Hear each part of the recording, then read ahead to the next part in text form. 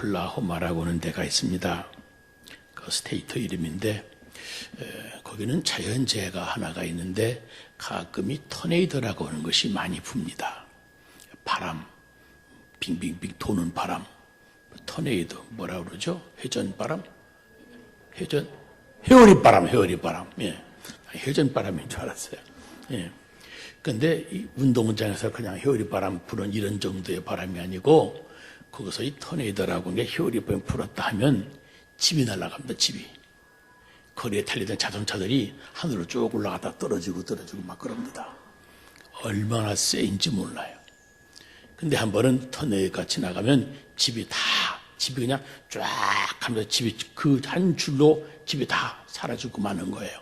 그런데 어느 집이 날아갔어요. 날아가는데 그 집에 2층에서 자고 있던 아이가 집이 날아갈 때 함께 날아가 버렸어요. 마침 마켓에 갔다가 와보니까 토네이도 바람이 지나간 자리, 집에 있던 자리가 다 날아가고 아무것도 없거든요. 이 엄마가 얼마나 걱정했겠어요.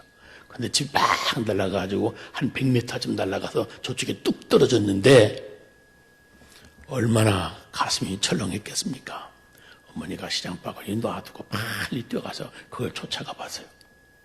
근데 2층에서 자고 있던 아이가 그 집이 올라갔다가 떨어졌는데도 불구하고 집이 다 망가졌는데 2층에 그 조그만 침대에서 잠자고 있던 아이가 그냥 새근새근 잠자고 있어요. 그게 뭐라고 그럴까요? 그런 걸 보고? 그런 걸 기적이라고 해요. 기적. 내 자식이 살아났을 때만 기적이라고 하는 거 아니고 남의 자식, 모르는 사람 자식 살아났어도 기적이라고 해주는 거예요. 정말로 기적이잖아요. 거의 있을 수가 없는 일이거든요. 집이 날아가서 100m나 떨어졌는데 그 집의 2층에 조그만 침대에서 잠자고 있던 아이가 전혀 다치지도 않고 그냥 쎄고 잠도 안 깨고 잠자고 있다니까요. 그런 기적이 있었어요. 그 대자연현상 가운데도 기적이라고 하는 것이 대단히 많습니다. 그런데 그런 기적을 우리는 그저 과학적으로 증명이 안 되고 나중에 연구하면 증명할 수 있겠지만 자연현상 가운데 일어나는 기적을 우리는 그냥 자연기적이다 그래요. 영어로 미러클 그럽니다. 미러클. 근데 성경에 보면 성경에도 기적이 많이 나옵니다. 그런데 성경에 나오는 기적을 예수님 행하는 기적은 많이 있지만 그 다 기록한 게 아니거든요. 성경에 나오는 기적이 있는데 성경에 기록한 기적을 성경은 미러클이라고 하지 아니하고 뭐라고 그러냐면 사인이라고 그래요. 사인. 기적은 기적인데 이적이다 이렇게 표현을 합니다. 이적.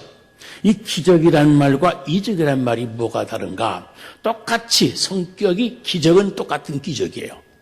평범한 사건이 아니에요. 그런데 기적은 그냥 평범한 사건 중에 하나일 뿐이에요. 그 자체가 팩트가 하나의 기적이에요. 그런데 그 성경에 나와 있는 기적은 그냥 팩트가 기적일 뿐만 아니라 그 기적 자체가 사인이다라고 말하는 이유는 그것이 우리에게 암시해 주는 중요한 메시지가 있기 때문에 성경에 나오는 기적을 기적이라고 하지 않고 이적이다 그러는 겁니다. 이적, 기적 아시겠어요? 다 똑같은 기적인데 성경에 기록된 기적들은 다 뜻이 있다 그 말이에요. 메시지가 있어요. 그 미적은. 이 길거리에 간판 사인 서 있잖아요. 사인. 화살표 이렇게 지우는 거 무슨 뜻이에요? 돌아가라면. 화살표 직선 가네. 어디를 가라고? 직선 건너가라고. 이 다 그냥 간판이 붙어있죠. 거기에 뜻이 있단 말이에요. 의미가 있어요. 나한테 전달 메시지가 있을 때 그걸 사인이라고 그러잖아요. 그런데 성경에 나오는 기적을 영어로 사인이라고 해요. 사인. 우리말로는 이적이라고 그런단 말이죠. 보세요. 예수님이 그렇게 사인을 행해 놓으시고서 사람들이 못 알아들을 때 그 사인의 뜻을 의미하는 바를 모를 때 예수님이 해석도 해 주셨어요. 무슨 뜻이다 하고 예석을 해줬습니다. 보세요. 예수님께서 오병이어 기적을 행해 주셨어요. 그 기적의 의미가 모를 땐 기적이 그냥 오병이어 기적을 행해 주셨는데 그 기적을 행하신 다음에 예수님이 또 설명을 해 주셨어요. 내가 너희들이 먹을 생명의 떡이다. 내가 떡이다. 오병이어 기적을 행한 다음에 예수님이 메시지를 말씀하셨는데 그 메시지 앞서서 오병이어 기적을 행하신 것은 바로 그 다음에 말씀하실 메시지를 그림으로 보여준 사건이라는 말이에요. 예수님이 행한 기적이 대단히 많이 있습니다. 자, 바다와 바람을 잔잔하게 하셨어요. 쟤들 다 죽겠다고 할 때 쟤들 살려주시면서 바다를 꾸짖으시고 바람을 꾸짖으시고 잠잠해라 조용해라 말씀하셨어요. 그 사람이신 예수님의 말에 바다가 알아듣고 바람이 멈추고 이런 기적이 일어났잖아요. 근데 그것이 성경에 기록된 데는 이유가 있단 말이에요. 그냥 바람이 멈췄다. 이 사건, 팩트를 기록해 준 것이 아니고 그건 무슨 말이냐. 예수님이 천지, 바다와 바람을 창조하신 창조주다라고 하는 것을 메시지로 전해주고 있는 거예요. 예수님께서 병자를 고치셨습니다. 눈먼 사람 고쳐주시고 뜨게 해주시고 그리고 많은 사람들 걷지 못하는 사람을 걷게 해주시고 귀머거리 귀뚫게 해주시고 건강을 많이 치료해 주셨어요. 그게 기적이다. 그냥 기적이 아닌 이유는 그것이 이적인 이유는 예수님이 그런 사건, 기적과 같은 사건을 주관하시면서 내가 너희들의 육신의 건강까지도 책임지는 건강의 주인이시다. 내가 만병의 의사의원이다라고 하는 것을 가르쳐 주시는 거예요. 예수님이 죽은 사람 살리셨어요? 애들 깜짝 놀래키려고 그런 기적을 행하신 게 아니에요. 그 사건이 이유가 있고 목적이 있어요. 내가 곧 생명의 주인이다. 너희 생명을 창조한 하나님이다. 이 사실을 가르쳐 주시려고 입술의 말로 설교하신 게 아니라 그런 기적과 같은 사건을 일으켜 주심으로 우리에게 말씀해 주신 겁니다. 그러니까 성경 읽으면서 우리는 기적을 읽어간다고 하지만 기적만 읽어가지도 않는데 성경이 그 기적을 통해서 하나님이 지금 나한테 무엇을 말씀해 주시는가 그 기적에 함축되어 있는 메시지를 우리가 알아들어야 되는 겁니다. 한 번 못 알아들으면 답답하겠어요. 예수님이 그랬거든요. 당신 정말 하나님이냐 하나님 아들이냐 자꾸 의심하고 걱정하는 사람들한테 예수님이 그랬어요. 너희가 내 말을 못 믿겠거든 내가 행한 일을 인하여 나를 믿으라 그랬어요. 아무리 예수님이 말해도 못 알아들으니까 기적을 행해 주셨거든요. 기적을 통해서 야 이건 하나님이 아니면 할 수가 없는 일인데 저 일을 그냥 밥 먹듯이 하는 거 보니까 이분이 진짜 하나님이구나 라고 알으라고 그런 기적을 행해 주신 것인데 사람들이 못 알아들으니까 또 예수님 말씀하시는 거예요. 야 네가 내 말 못 믿겠더랑 내가 하는 이 일을 통해서 내가 기적을 많이 행했는데 병자도 고치고 죽는 사람 살리고 바다 위로 걷고 오병이어 기적도 행하고 많은 기적을 행했는데 내가 행한 이 일이 하나님이 아니면 누가 할 수 있겠느냐 내가 사람이라면 이런 일을 보고도 내가 하나님을 너희가 믿지 못하느냐 하고 예수님이 말씀하신 거예요. 내 말을 인하여 믿지 못하겠거든 내가 행하는 일을 인하여 나를 믿으라. 내가 이루어놓은 기적이 그냥 기적이 아니라 사인이다. 내가 하나님이라고 하는 것을 너에게 가르쳐주는 메시지가 거기에 있다고 하는 겁니다. 그런데 그 모든 기적 가운데 제일 먼저 기록된 기적이 바로 오늘 본 말씀에 기록한 기적이에요. 이건 참 중요한 뜻이 있는 겁니다. 첫째, 이 기적이 무슨 뜻이 있는 것인가? 우리가 잘 아는 것처럼 물이 변해서 포도주가 되는 가나 혼인잔치집 기적 아니겠습니까? 이 기적이 제일 중요한 메시지가 있는데 뭐냐면 기도하지 아니하면 문제를 주님께 가져가지 아니하면 너희들이 기대하는 자연적인 기적, 이적은 있을 수가 없다. 기적을 원하면 기적 같은 축복을 원하면 문제를 하나님께 가지고 가라 하는 메시지가 거기 담겨 있는 겁니다. 잔치집에 손님들이 많이 왔잖아요. 잔치집에 음식 대접할 수 없으면 어떻게 되겠어요? 음식 중에도 음료수를 대접해야 되는데 음료수가 모자란 거예요. 그 집에 부엌사정에 밝은 사람들이 얼마나 걱정을 많이 하겠습니까? 걱정들 하고 있는데 그때 예수의 어머님 마리아가 함께 따라갔다가 그 집에 포도주가 떨어진 걸 알았어요. 음료수 떨어진 걸 알았어요. 그 다들 이거 어떻게 하면 좋겠느냐고 땅까지 걱정하고 사람들은 꾸역꾸역 몰려드는데 냉수 한 그릇 제대로 못 드리게 생겼으니까 얼마나 부엌에서 걱정하겠습니까? 그런데 예수의 어머니는 그 걱정거리, 그 문제를 누구한테 가지고 갔어요? 예수님께 가지고 왔어요. 예수님께 가서 예수님 이 집에 포도주가 떨어졌다고 한다. 그 집의 문제를 가지고 이 집의 주인도 아닌데도 불구하고 그 가정의 문제를 가지고 예수님께 보고 드렸습니다. 거기서부터 기적이 잉태하기 시작한 거예요. 문제를 안 만날 수가 없어요. 인생 살면서 다 문제를 만나요.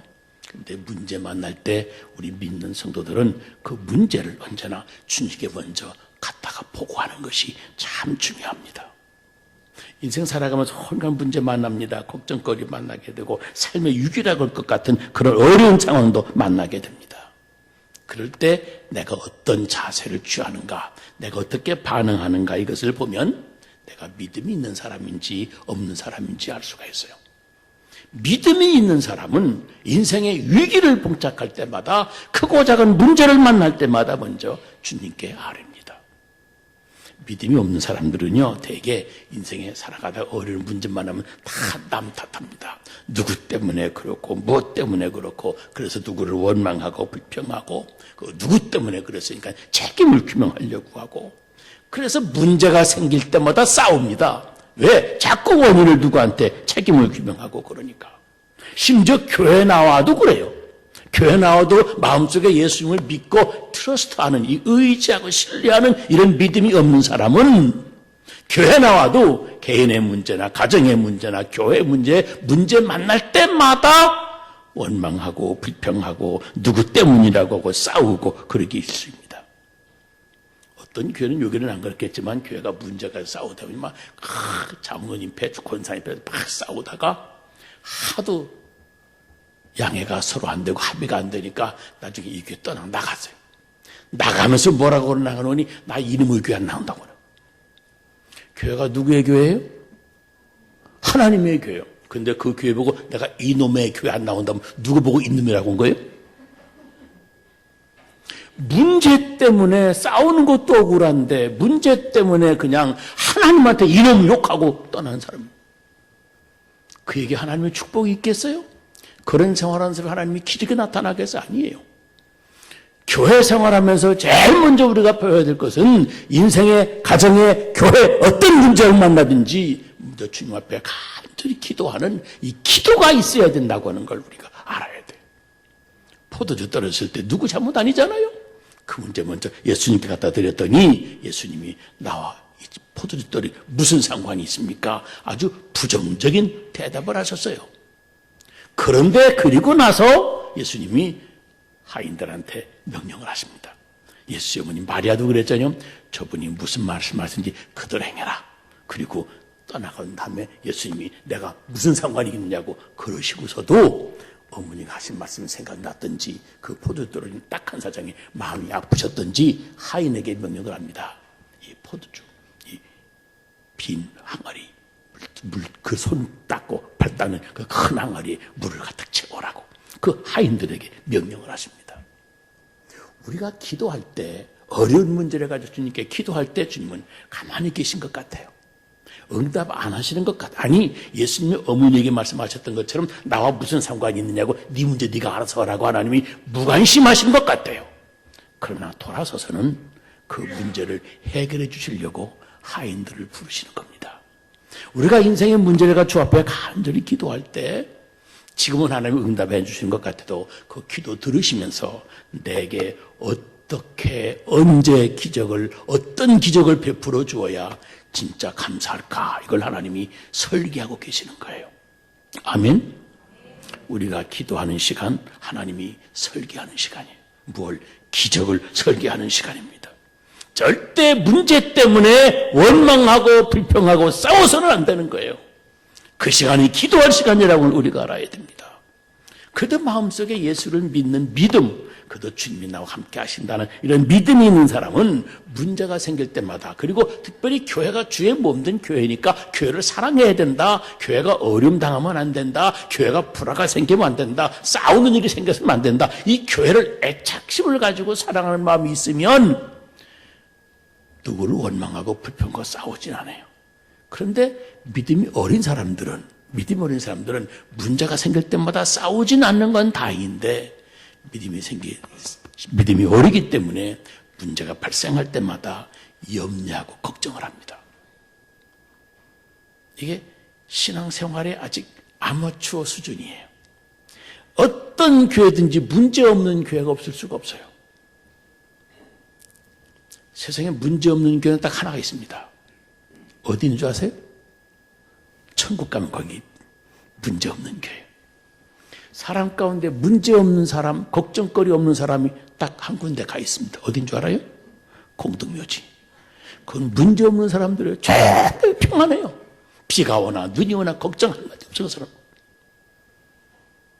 이 지상의 모든 교회는 우리가 천국에 가서 만나기 전까지는 언제나 문제와 더불어 싸우는 교회. 사탄이 문제를 일으키고 믿음 없는 사람들이 문제를 일으키고 교인들이 문제를 일으키고 교회는 그런데요.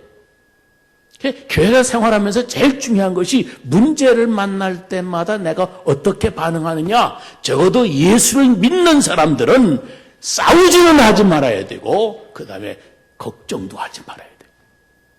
우리 교회는 내 몸이 아니고 그리스도의 몸이에요. 주님의 몸 된 교회예요. 그러니까 교회를 사랑하는 마음에 누구랑 싸우진 않지만 딱 사랑하는 마음에 그만 염려하기가 쉬운 거죠. 사람이기 때문에. 그래서 염려는 속을만 하는 게 아니라 대개 보세요. 사람 붙잡고 염려합니다. 김 집사 세상에 박 집사가 아무개 집사 부인하고 연애한대. 우리 김 집사가 호텔 자고 나 아침에 호텔 둘이 같이 나오더래. 자기는 걱정이 돼서 우리 교회가 그런 마귀 역사를 못하나 싶어서 걱정이 돼서 그래도 기도한다고는 믿음에 좋다고 생각하는 친구 집사한테 얘기한 거예요. 이 집사가 그 얘기를 듣고서 얼마나 걱정이 되는지 이 집사가 또 심 집사한테 전화를 겁니다. 심 집사한테 말 들어봐요. 절대 소문나면 안 돼. 김 집사는 박 집사는 그냥 썸띵이 있었대. 누가 봤대. 이 소리가 한 달에 건너가면 내가 봤어. 됐버려. 그럼 또 이 집사가 그 얘기 듣고 가슴이 철렁 내려앉습니다. 심 집사도 가슴이 철렁 내려앉습니다. 그 얘기 듣고서 아무도 하지 말라고 그러는데 아무도 하지 않아야 돼. 걱정하지 마. 우리 기도만 하자. 그래 놓고서 또 전화를 겁니다. 누구한테? 백 집사한테 전화 거예요. 이 집사가 심 집사한테, 심 집사가 백 집사한테, 백 집사가 천 집사한테, 천 집사가 만 집사한테 온 교인들이 다 돌아요. 다 돌아요. 그리고 담임 목사는 제일 나중에 살아요. 수습할 수가 없는 거예요. 이미 다 퍼졌기 때문에. 염려, 걱정하는 건 교회를 사랑하는 것이기 때문에라고 충분히 변명할 수가 있지만 절대 교회 문제는 염려하고 걱정해가지고 해결되는 법이 없어요. 모든 교회 문제는 하나님께 기도하는 것밖에 없습니다. 왜 염려가 걱정이 왜 안 되느냐? 해결이 안 되느냐 하면 염려와 걱정은 첫째는 사람 붙잡고 하는 거기 때문에 안 돼요. 사람 붙잡고. 내가 해결 못하면 상대방은 해결 못하는 거예요. 그저 함께 걱정하는 거예요. 또 하나는 염려, 걱정은 전염병과 같은 거예요. 내가 한 사람 붙잡고 얘기하면 그 사람 또 다른 사람 붙잡고 내가 믿으니까 말하지 말라고 하면서 얘기하지만 그 말까지 말하지 말라고 하는 말까지 전염이 되는 거예요. 전부 눈덩이처럼 붉어지는 겁니다. 붉어지면서 자기 생각, 자기 감정도 묻혀가지고 붉어지니까 나중에는 내가 하지도 않은 말 저쪽에 하면 엉뚱한 사람이 엉뚱한 눈덩이 짊어지고 있는 거예요. 그리고 헬라어에 보면요, 염려한다, 걱정한다는 말은요, 사람의 마음을 찢어 분산시킨다, 그런 뜻이 있어요. 내 머리, 사고 능력, 내 마음의 생각, 이걸 찢어서 분산시키기 때문에 사리 판단을 정확하게 올바로 할 수가 없는 겁니다. 그래서 성경 말씀 보면 마음에 근심하는 것, 마음의 근심은 뼈를 썩게 하는, 뼈를 썩게 하는. 걱정하고 근심하는 그 사람에게도 안 좋지만 그 말을 전해 듣는 사람도 전염병이 함께 돼서 그도 마음이 찢어지고 가슴이 찢어지고 뼈가 썩여지는, 그렇게 서로 염려하고 걱정하는 일을 통해서는 이 일을 수습하는 게 아니라 전부 다 일을 더 벌리고 말고 넘어지고 마는 거예요. 제일 무서운 것은요, 염려가 걱정, 이게 해서는 안 될 이유는, 염려와 걱정한다는 이야기는 잘 들으세요. 내 불신앙을, 믿지 못하고 있는 내 불신앙을 누군가를 붙잡고 입으로 시인하는 것이 됩니다. 그래서 염려, 걱정하지 말라고 하는 거예요. 내가 안 믿는다고 하는 말이 이 문제가 하나님이 함께 해주시기 때문에 해결되어진다고 하는 사실을 믿지 않기 때문에 누군가를 붙잡고 걱정하는 것 아니겠어요? 내가 믿지 못하고 있는 불신앙을 시인하는 겁니다. 그런 사람에게 하나님이 무슨 기적을 베풀어 주시겠어요? 그래서 성경 말씀 보면 550번 가까이 걱정하지 말라, 염려하지 말라 이 말씀이 있는 겁니다. 절대 교회 문제는 큰 문제나 작은 문제나 교회에 나오는 다른 사람 붙잡고 걱정할 게 아니에요. 걱정거리가 안 생긴다는 게 아니에요. 문제가 없다고 하는 게 아니에요. 예수 믿어도 누구에게나 문제가 있고 누구에게나 다 걱정거리가 있어요. 예수 잘 믿으면 감기 걸릴까요? 안 걸릴까요? 예수 믿는데 믿음이 좋은 사람 암에 걸릴까요? 안 걸릴까요? 믿음이 있는데 예수 믿는데 무슨 몸살 감기 걸려요? 여러분 예수 잘 믿어도 있을 것 다 있습니다. 걸릴 것 다 걸립니다. 부딪힐 것 다 부딪힙니다. 우리가 이 땅에 살고 있는 한, 특별히 육체를 입고 살고 있는 이 세상의 삶은 세상 사람들이 겪는 거 다 겪는 거예요, 똑같이. 그런데 우리에게 믿는 자에게 능치 못함이 없다고 큰소리 칠 수 있는 이유가 있어요. 우리는 그 문제를, 부딪히는 그 사건 문제를 사람과 더불어 해결하려고 하지 아니하고 하나님이 우리와 함께 하시기 때문에 하나님께 기도함으로 해결해 주심 받을 것을 믿기 때문에, 기도가 있기 때문에 우리는 무슨 일이든지 감당할 수 있다고, 승리할 수 있다고 장담할 수가 있는 겁니다. 이게 그렇게까지 되려면, 그런데 가까스로 예수 믿는 것 가지고는 안 돼요. 마음속에 성령을 충만히 받아야 어떤 문제든지 주께서 함께 주시기 때문에 걱정하지 아니할 수가 있고, 누구 붙잡고 염려하지 아니할 수가 있고, 내가 누구랑 싸우지 아니할 수가 있는 믿음의 저력이 생기는 겁니다. 그래서 우리가 성령의 충만함을 받아야 돼요. 성령의 충만함을 받으면 문제 생길 때마다 즉시 그 문제를 가지고 주님께 기도하게 되어지는 겁니다. 믿음은 문제 앞에서 주님을 의지하게 만들어요. 그게 예수 믿는 거예요. 믿는다는 말이 의지한다 그 뜻입니다. 의지한다. 예수님을 믿는다. 예수님을 의지한다. 큰 문제나 작은 문제나 내 힘으로 할 수 없는 문제가 생겼을 때 주님께 전폭적으로 의지하는 것, 이것이 바로 믿음인 겁니다. 그런데 주님께 의지하는 순간 성령이 내 속에 역사하셔서 그 문제를 해결할 수 있는 지혜도 주시고, 그 문제를 피해갈 수 있는 길도 보이게 해주시고, 그 문제를 감당할 수 있는 능력을 나한테 주시기도 하시고, 수단과 방법을 가리지 아니하고 그 문제 때문에 내 인생이 무너지지 아니하도록, 망하지 아니하도록 하나님이 나를 관통하도록, 승리하도록 인도해 주시는 겁니다. 그런데 성령의 은혜가 없는 사람, 가까스로 예수 믿는 사람이라거나 아니면 교회는 나오지만 아직 믿지 아니하는 사람들은 문제가 생길 때마다 말을 많이 하는 거예요. 김지사 붙잡고 얘기하고, 박지사 붙잡고 얘기하고, 구역장 붙잡고 얘기하고, 천지사 붙잡고, 만집사 붙잡고 얘기하고, 김장로 붙잡고, 이장로 붙잡고 얘기하고, 그냥 문제만 생기면 그 사람 알면 큰일 납니다. 하루아침에 온 교회에 다 소문이 퍼져가지고. 자기는 교회를 위해서 교회를 사랑한다고 했지만 이게 문제가 된단 말이에요. 이 말 많은 사람, 이거 아주 참 문제입니다, 문제. 따라서 합시다. 귀는 둘이고 입은 하나니 듣기는 많이 들어도 말은 조금만 하자. 이 말 많은 사람들이 가만히 보면요, 속에 들은 것이 없는 사람들이 말이 많아요. 그게 자갈밭에 무가 굴러간다고 그래요? 이거 몰라요, 그거? 나 40년 전에 미국, 한국 떠난 사람인데도 그 말 아는데, 자갈밭에 무가 굴러간다고 그래요? 시끄러운 사람. 속에 들은 거 없어요. 빈깡통도 시끄럽다고 하잖아요. 제가 미국에서 목회를 하는데요, 한 가지 깨달은 게 있어요. 미국에 우리 교회 나오는 사람들 가만히 보니까 영어를 잘하는 사람, 영어를 못하는 사람 두 가지가 다 나눌 수가 있어요. 무엇로 구분한 줄 알아요? 교회 와가지고 말을 많이 하는 사람은 보나마나 영어 못하는 사람이에요. 왜 그런 줄 알아요? 미국에 와서 먹고 살아야 되니까 직장 취직을 합니다. 근데 영어를 못 하잖아요. 일주일 내내 눈치 봐가면서 눈치로 일을 잘해요, 그 사람들이.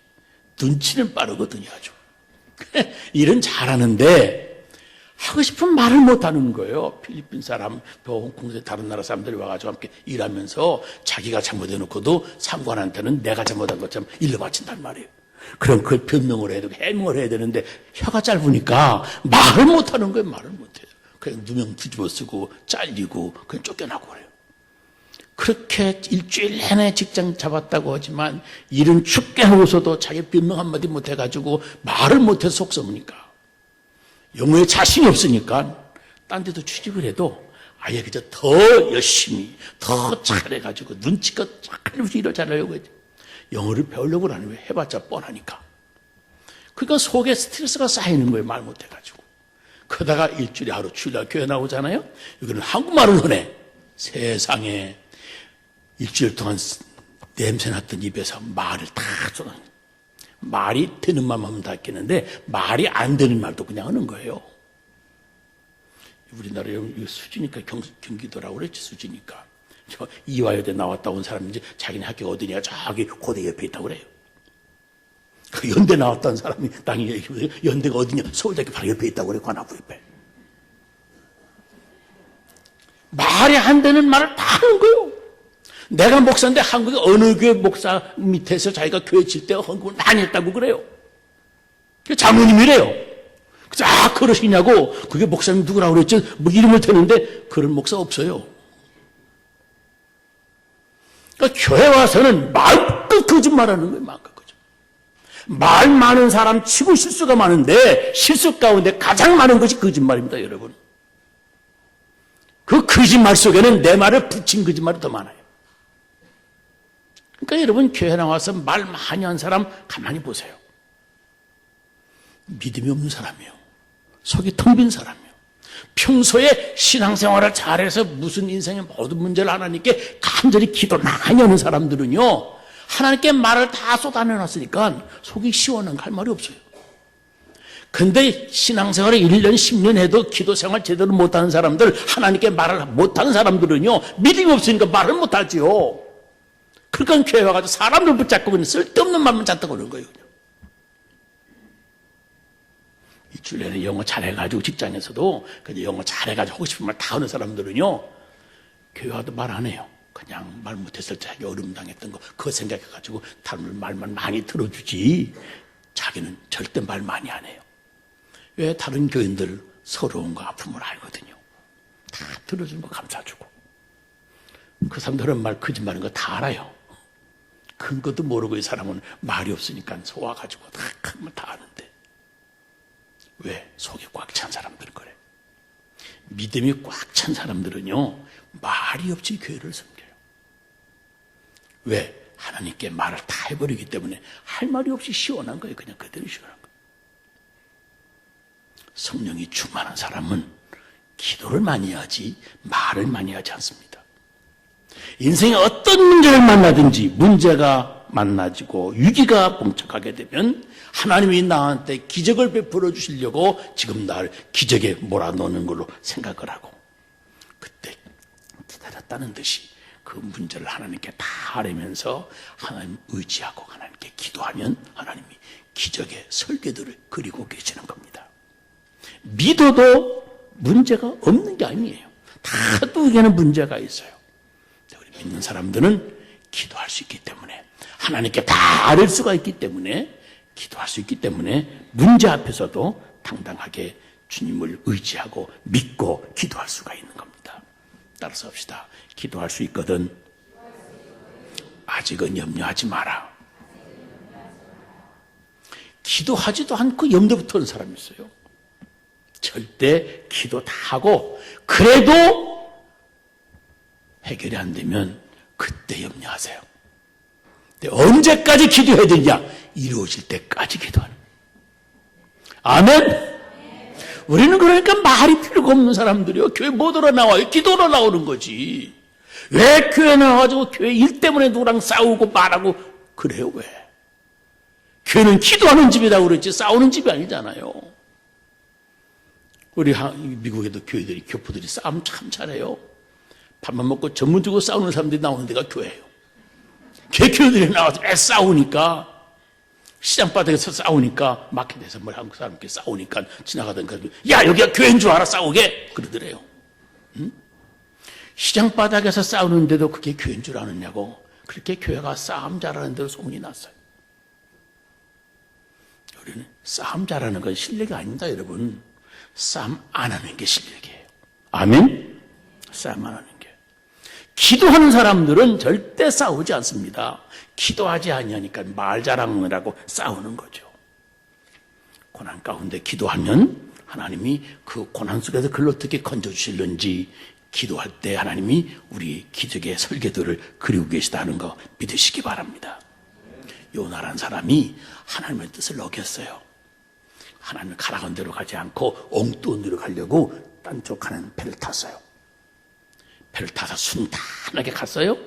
안 갔어요? 순탄하게 못 갔어요. 배가 풍랑을 만났어요. 배가 풍랑 만난 게 아니라 사실은 요나가 풍랑을 만난 거예요. 그 풍랑 만나가지고 사람들이 별짓을 다 해도 풍랑이 식지 아니하니까 배를 수십 년 탄 사람들인데 이 풍랑이 이상하다. 이게 분명히 사인이다. 이게 뭐 뜻이 있다 이거. 이 풍랑이 일어나는 것도 이것도 기적이지만 요 기적 속에도 무슨 뜻이 있다 이거. 이 예수도 하나님도 안 믿는 뱃사람들이 알고 이 뜻이 무엇인지 알아내자. 누구 때문에 누군가가 하나님의 뜻을 어기고 여기 탄 사람이 있을 것이다. 코는 잡아서 바닥에 집어 던지면 문제가 해결될 거다. 걸으라고 풍랑이 일으켜 주신 것이다. 이렇게 그 기적을 사인으로 해석한 이런 사람들이 있었어요. 그 사람들한테 붙잡혀가지고 요나가 어떻게 됐어요? 내내 배에 고물에 실컷 잠자고 있다가 요나가 붙잡혀가지고 바닷물에 첨벙 내 던져졌어요. 요나 인생 끝났죠 이제. 그렇지 않겠어요?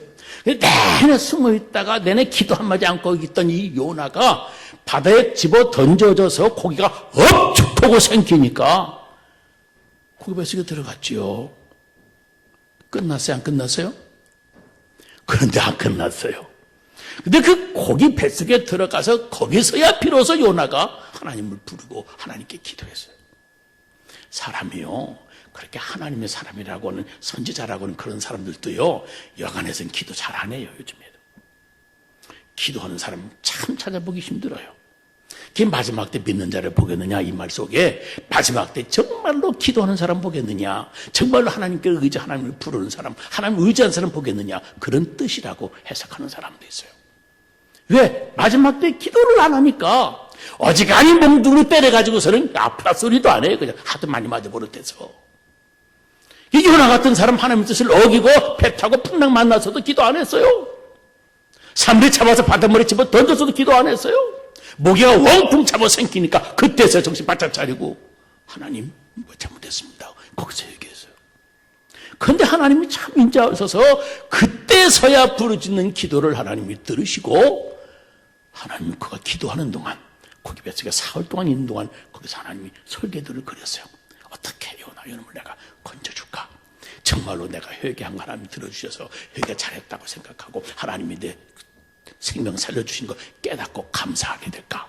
다시 사명에 충성스러운 종이 될까? 이걸 생각하시면서 기적을 설계를 그리신 거예요. 기도를 간절히 한 다음에 하나님이 드디어 기적을 일으켜 주십니다. 이 고기가 요나를 삼켰는데 자꾸 뭘 잘못 삼킨 것 같아요. 자꾸 속에서 뭐가 자꾸 걸리는 거예요. 그 자꾸 구역질이 나오는 거예요. 그 요나가 뱃속에 들어갔는데 이게 통회하고 회개하며 기도를 하는데 고기가 느끼기에는 무언가 잘못 먹어 속에 걸린 것처럼 느끼는 것 같아요. 그래가지고 이 고기가 삼켰던 요나를 생각해보면 요나가 고기 삼킬 때도 이거 기적입니다. 사실은 이 뭐가 하나 딱 들어왔으니까 한번 싹 씹었으면 어떻게 됐겠어요? 끝나는 거예요. 고기 날카로운 이빨 한번 싹 씹었다고 생각해보세요. 그런데 씹지도 않고 그냥 배가 고팠던지 덥석 생겼어요. 그냥 위장까지 쏙 들어가 버리고 요나가. 근데 그 깜깜한 속에서 생선 비린내나고 먹은 거 위에 식도 막 위에 뭐 나오고 막 그럴 텐데 그 속에서도 하나님께 기도했다니까요. 그 기도를 들으셔 하나님이 설계를 속에도 그래가지고 요나를 살려주시는데 요나가 자꾸 배가 얹히게 돼가지고 고기가 요나를 팍 토해내게 됐어요. 에취 하고 토해놨는데 요나가 살았어요? 죽었어요? 그런데 요나가 토해내 놓아졌던 장소가 바다 더 깊은 쪽을 향해서 고기가 에취하고 토해놨더라면 살까요? 죽을까요? 참 신명망측하신 거예요. 하나님이 설계들을 멋있게 그려서요. 이 요나를 토해내놓는데 육지 쪽을 향해서 이 고기가 재치기를 하게 만들어서 요나가 육지에 튀쳐나오게 만드셨어요. 하나님의 역사는 기적이에요. 기적. 요나가 그래서 살았어요? 죽었어요? 죽었어요. 우리가 인생의 문제를 만나고 고난을 만나 어떤 그 엄청난 사건에 만나 있을지라도 아무리 이 사람 붙잡고 저 사람 붙잡고 피할 길을 생각하고 찾아갈 길을 생각하고 해결할 길을 모색해도 안 되는 거예요. 하나님한테 간절히 기도할 때 하나님만이 나를 그 고난이 삼켰지만 그 사건이 나를 삼켰지만 소화시키지 못하고 망하지 못하게 하고 끝내 토해내 놓도록 다시 하나님의 제2의 기회, 제2의 인생을 살아갈 수 있도록 내 삶을 역사해 주시는 겁니다. 누구에게? 기도하는 사람에게. 문제 없는 것이 문제예요. 왜? 문제가 없으면 절대 기도하지 않거든요.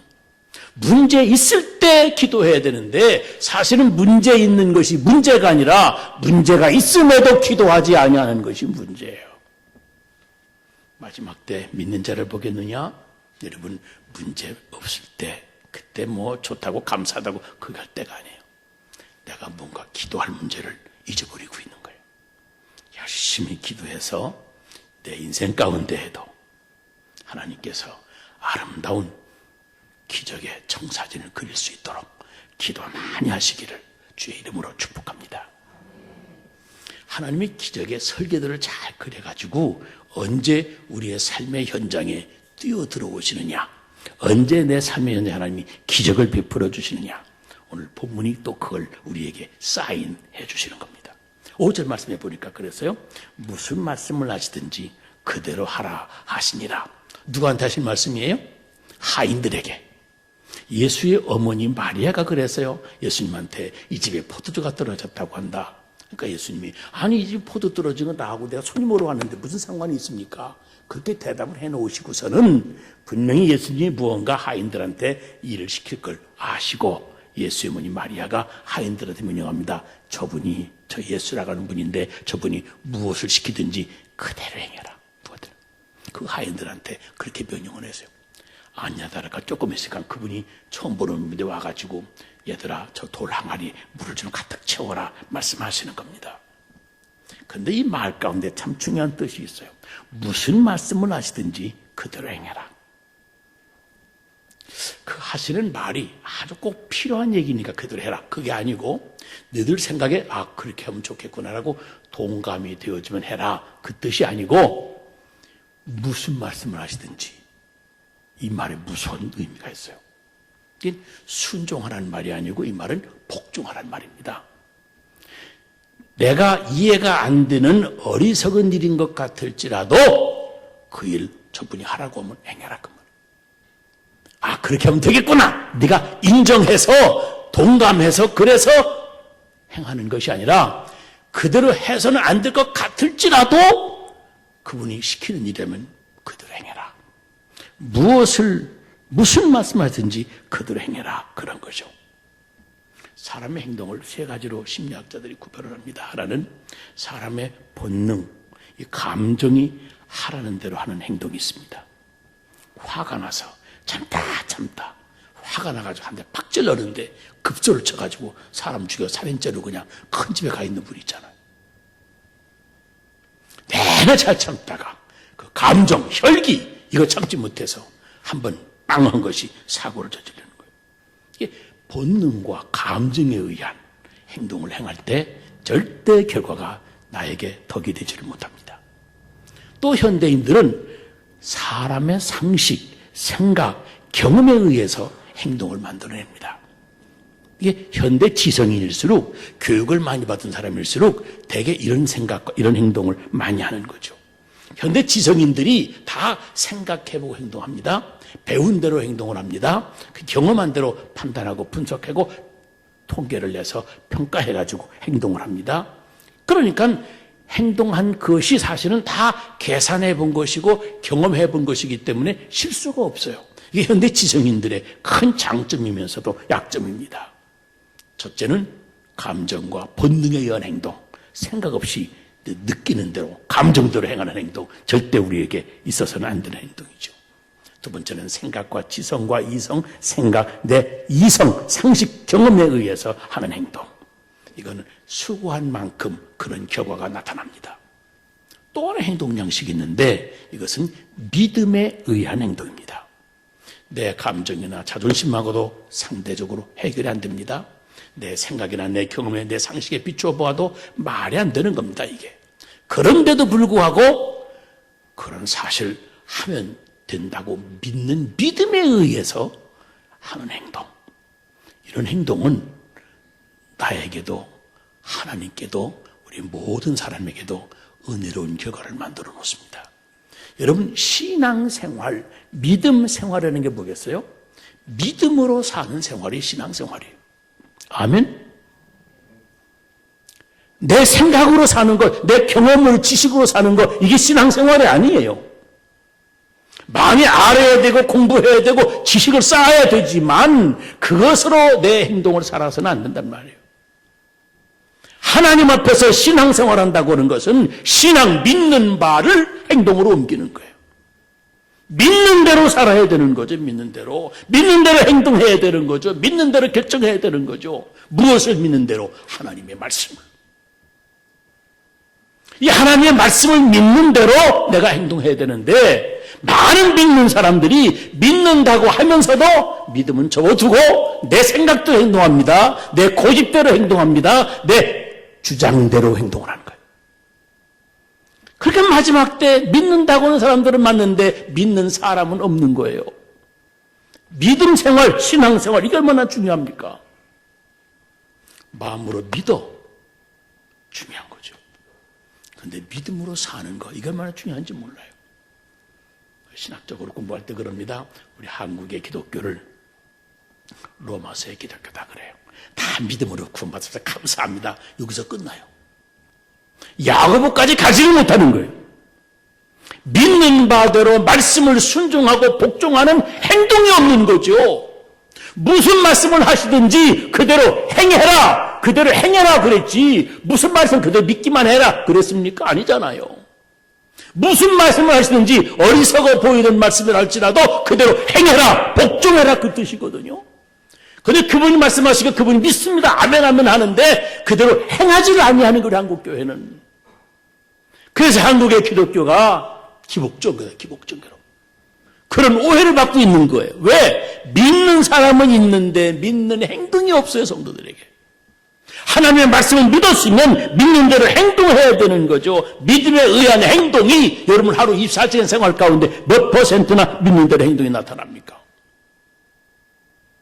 내 살아온 지금까지 지식, 살아온 인생의 경험, 경륜, 연륜 이거 다 집어치우고 주님 앞에 나와서 들은 하나님의 말씀 믿음으로 받아들였으면 그 말씀대로 순종하는 게 중요한 거예요.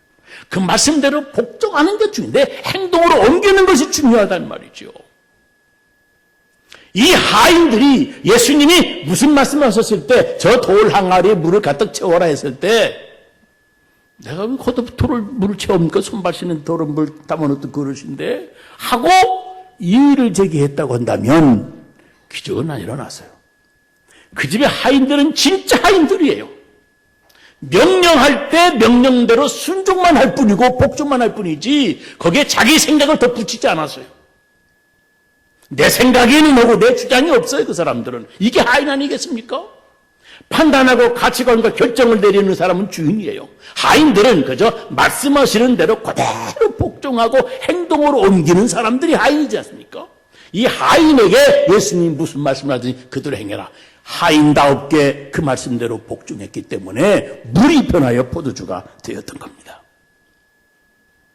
예수님께서 우리 현대인들이 제일 많이 익숙해져 있는 거 생각해보고 계산해보고 배운 대로 세상 지식대로 내 경험대로 인생을 살아가려고 합니다.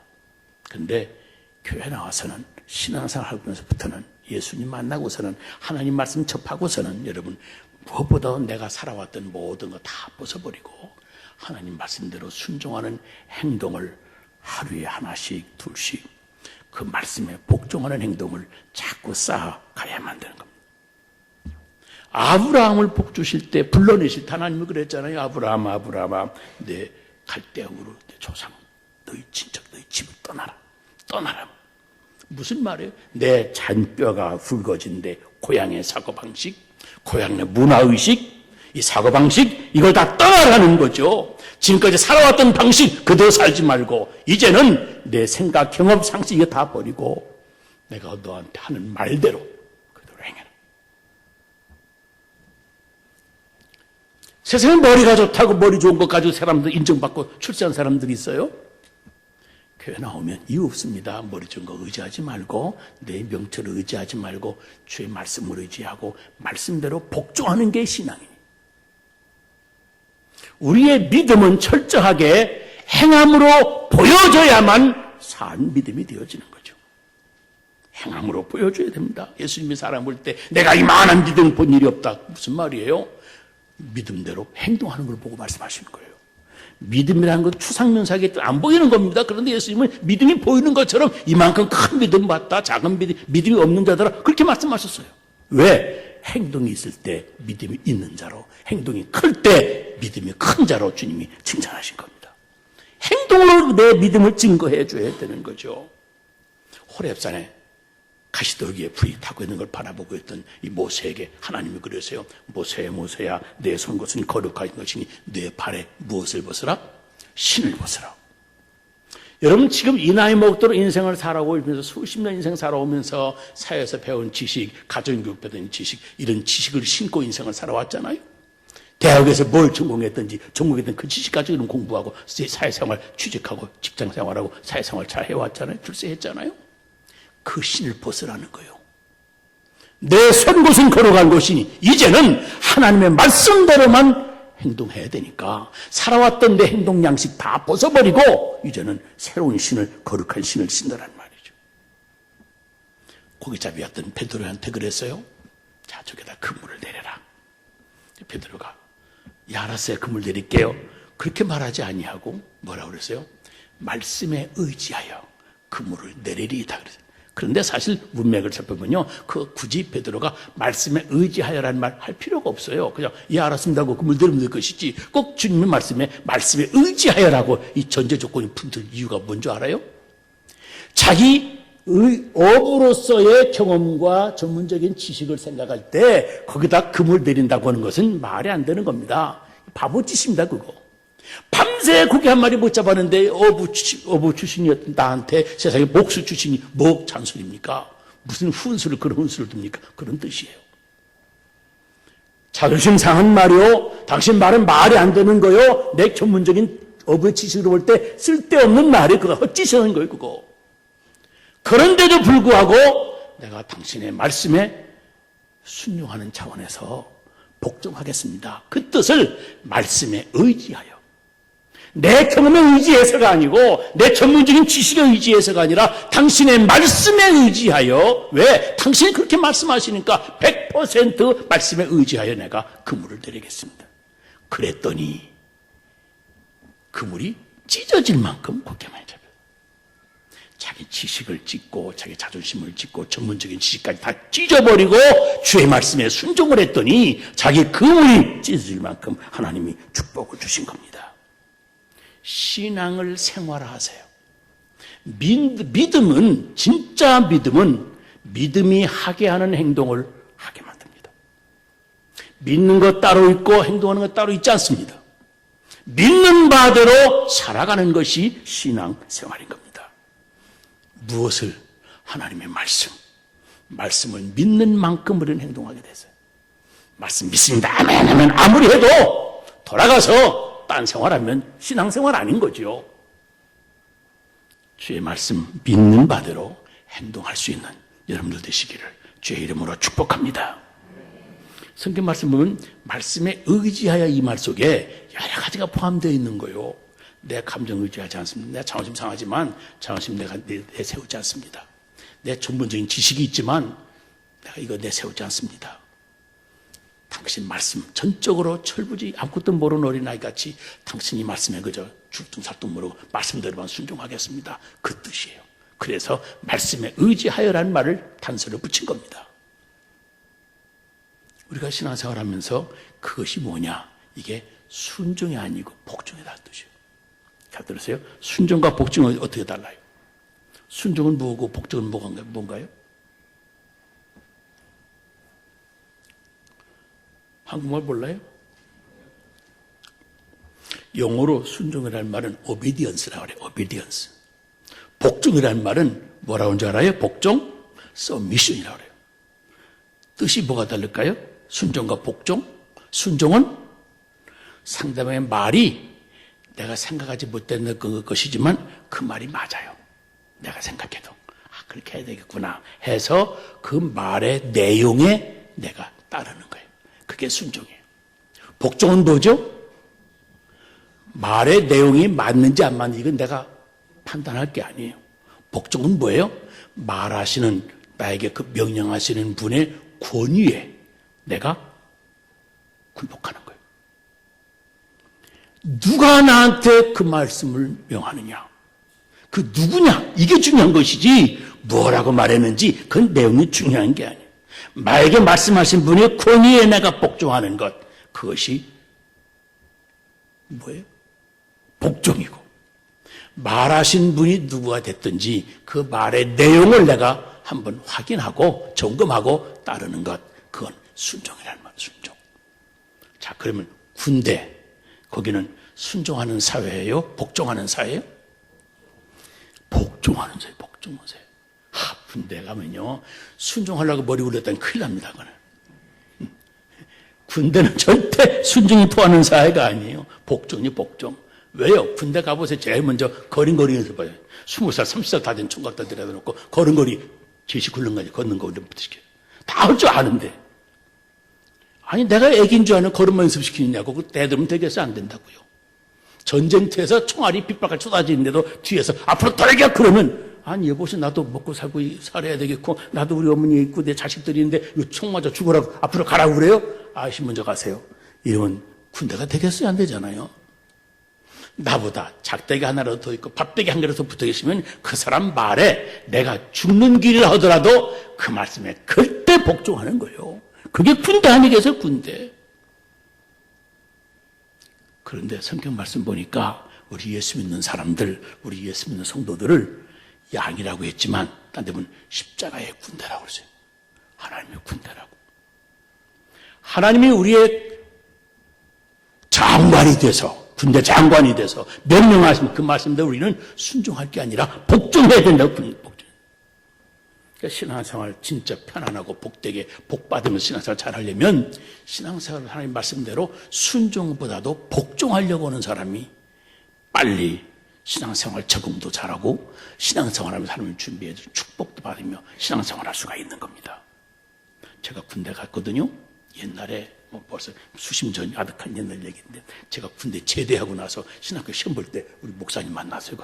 똑같이 나는 군대 완전 제대하고 이 양반 제대 복장 입고 와가지고 같이 신학교 시험 봤는데 그때부터 사귀었어요. 친구가 됐는데.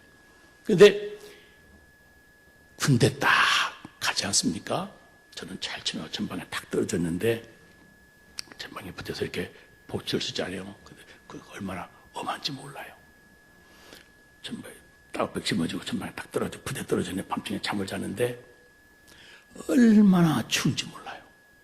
영하 막 27도, 28도 막 나가는데 저는 충청도 살아서 그 추운 줄 모르고 살았는데 전방에 떨어져가지고 얼마나 고생을 했는지. 근데 그때 내무 반장이 최상병이라고 최상. 나 최씨라면 하다 자다도 벌떡 일어나요. 그때 그 세상에서 인간이 어떻게 그렇게 못돼 먹을 인간이나 싶었나. 이 내무 반장 어느 못되는지 밤중에 자려고 딱 들어오면 밤 10시가 탁 되고 잠들려면 하는 잠들이 막 고뇌가 막 들려고 그러면 기상 그래요.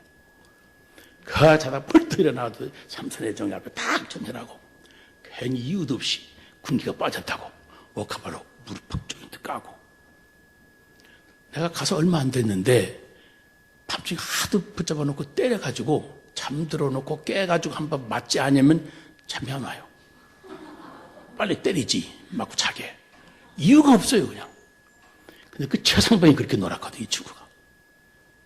근데 하루는 자는데 나를 깨우는 거예요 조용히. 그래서 벌떡 일어났어요. 눈이 막 휘황청 오는데 얼마나 춥고 근데 달이 밝은 밤이었어요. 밤중에 팬티 바람에 군용 팬티 입고 하나 자는데 일어나 나오라고 하더니 바깥으로 나오래요. 얼마나 추운데 말이요.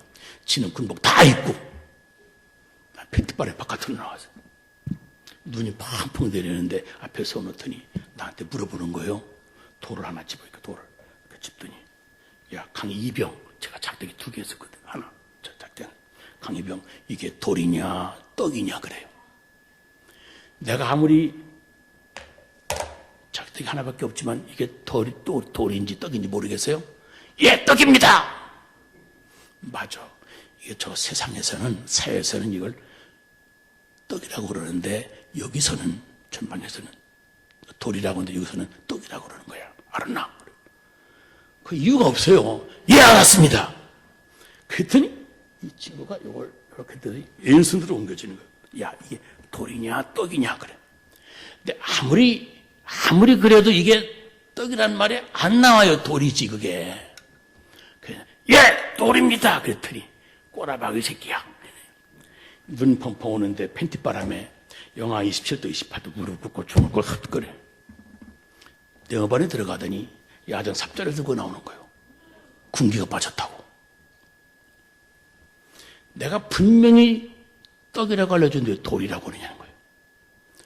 이 야전 삽자 엉덩이를 때리기 시작하는데 내가 하도 아파서 세봤어요 그걸.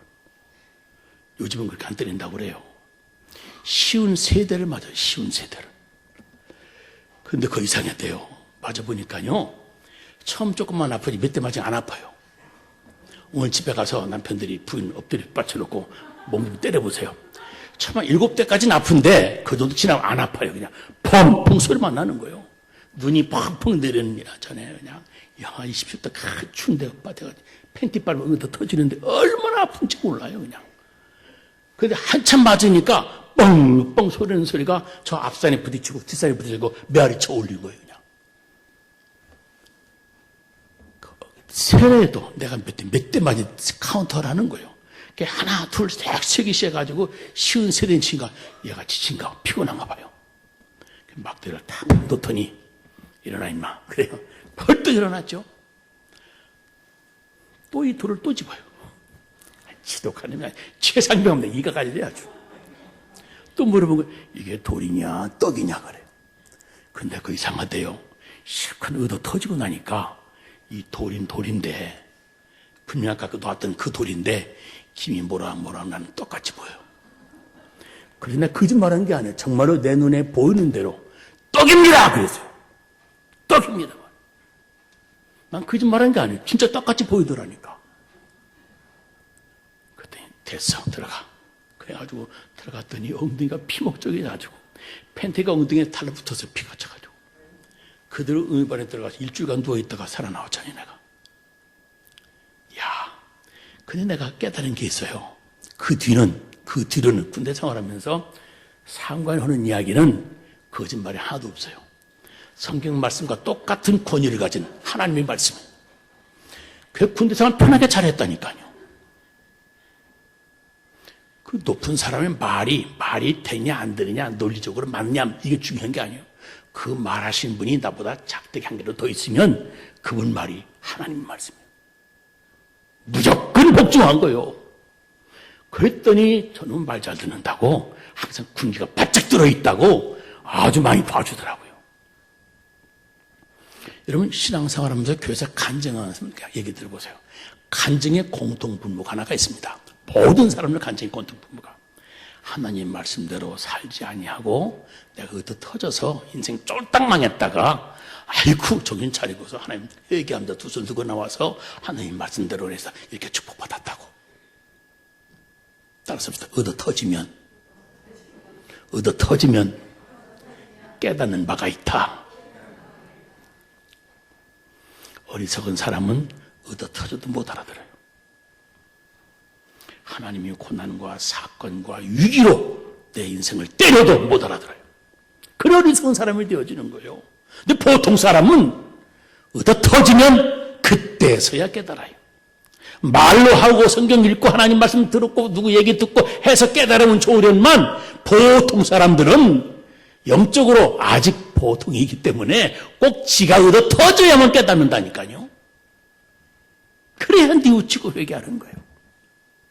근데 지혜로운 사람은 얻어 터지기 전에 말씀 듣고 말씀 받고 깨달아요. 아멘. 지혜로운 사람 되시기를 주의 이름으로 축원합니다. 우리가 위기 가운데 문제 앞에 하나님 앞에 간절히 기도할 때 하나님이 기적의 설계를 그리셨다가 그 말씀대로 내가 순종할 때, 말씀대로 복종할 때, 무슨 말씀이든 그 말씀대로 행할 때 하나님이 나한테 기적을 가지고 들어오셔서 기적으로 개입해 주시는 걸 믿으시기 바랍니다. 따라서 합시다. 물떠온 하인은 알더라. 물떠온 하인은 알더라. 예수님의 지시한 그 말씀에 대해서 이렇게 저렇게 분석하고 평가하고 비판하고 그런 사람들이 아니고 물떠오라고 하는 물떠온 그대로 한 그 하인들, 이 사람들은 알더라. 그런데 성경에 알더라고 하는 말이 참 중요한 말이에요. 성경에 안다고 하는 말은 헬라어로 기노스크라고 그럽니다. 근데 이 말의 뜻은 뭐냐면 머리로 안다는 게 아니에요. 체험으로 하는 걸 기노스크 안다 그래요. 처녀가 동정녀 마리아 처녀가 남자를 알지 못하되 잉타하여 아들을 낳으니 이름을 예수라 하더라. 동정녀 마리아가 남자가 누군지 모를까요? 남자를 알지 못하더니 이 말은 남자를 모른다는 얘기가 아니라 남자를 경험하지 않았다. 남성을 경험하지 않았다. 체험하지 않았다 그 말이에요. 남자 없이 임신했다 그 말이죠. 그러니까 성경에서 안다고 하는 말은 체험한다는 말이죠. 체험을 통해서 완전히 알 때, 그럴 때 그걸 안다고 얘기하는 거예요. 여기 물떠온 하인들은 알더라. 물떠온 하인들도 다른 손님들처럼 앉아서 예수님 뭐라고 하나, 무슨 말 하나 분석하고 해석하고 앉아 있었다고 한다면 그 말을 믿고 앉아 있다 하더라도 행동하지 아니하고 그랬다면 몰랐을 거예요. 그런데 그 말씀대로 행했던 하인이 되었기 때문에 몸과 마음과 행동으로 손발로 움직였던 행동이 있었기 때문에 알더라, 체험했다 그 말이에요. 하나님이 우리에게 신앙으로 받게 되어지는 모든 기적을 주실 때는 어떤 사람에게 기적을 주시느냐? 주의 말씀대로 복종하는 사람에게 기적을 주시는 거예요. 하나님의 말씀대로 그저 믿는 것도 중요하지 않은 믿자마자 그 말씀대로 행동하는 사람, 이 사람에게 기적의 축복을 허락해 주셔서 무슨 말씀을 하시든지 그대로 행해라. 신령한 하인이 되어질 때 그 알게 되더라. 기적을 청음하도록 역사해 주신다고 하는 겁니다. 절대 감정이나 자존심 가지고 주의 말씀을 분석하려고 하지 마세요. 목사님이 주의 종으로 이런 말 하라고 했다고 말도 안 되는 거 시킨다고 절대 기분 상해하지 마세요. 여러분들의 상식과 경험과 인생의 연륜에 어긋난다고 불복종해도 안 됩니다. 주의 말씀이고 이게 하나님의 뜻이라고 그런다면 여러분들의 손과 팔과 몸소 움직여서 온몸으로 복종하시기를 주의 이름으로 축원합니다. 그럴 때 그에게 기적이 주어지는 거예요. 그 기적 자체가 하나의 메시지가 있기 때문에 그걸 사인이라고 그러는 거죠. 그래서 안다. 체험을 통해서 알게 되어지는 겁니다. 체험을 통해서. 이번 성회 끝나고 난 다음 여러분 많이 믿는 사람 되고 믿음보다도 그 다음에 믿는 바대로 실천하고 행동하는 신령한 하인들이 많이들 되셔서 주의 뜻이라면 주님의 말씀이라고 하면 그저 체험하는 체험적인 신앙 갖게 되시기를 주의 이름으로 축원합니다. 우리 기독교 신앙을 체험적인 신앙이라고 그래요. 체험적인 신앙.